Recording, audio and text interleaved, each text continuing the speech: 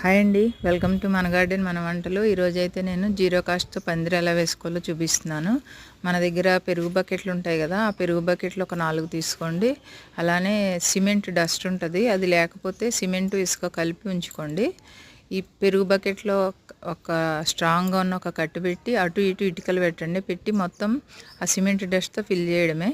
ఇట్లా 4 సైడ్లో పెట్టుకుంటే చాలా స్ట్రాంగ్గా ఉంటుందండి. ఇది వర్షం పడినప్పుడు గట్టిగా అయిపోతుంది అనమాట. ఇది వర్షాకాలం కాబట్టి, లేదంటే మనం వాటర్ పోసినా సరిపోతుంది. నేనైతే 2 కర్రలేమో ఇట్లా మడిలో పెట్టాను, 2 బకెట్లు పెట్టాను అనమాట. చాలా స్ట్రాంగ్గా ఉందండి పందిరి. తర్వాత ఇది నేను కొబ్బరి తాడుతో అల్లుకున్నాను అనమాట. ఇది చాలా యూజ్ఫుల్ అవుతుందండి ఎవరైనా గార్డెనింగ్ స్టార్ట్ చేసే వాళ్ళకి. అలానే నిలువు పందిరి అయితే మాత్రం ఈ 50 రూపీస్ నెట్ ఉంటుంది కదా, దాంతో వేసుకున్నాను అనమాట. ఓకేనండి, ఈ వీడియో మీకు నచ్చితే ఒక చిన్న లైక్ ఇవ్వండి, షేర్ చేయండి, సబ్స్క్రైబ్ కూడా చేయండి. Thank you.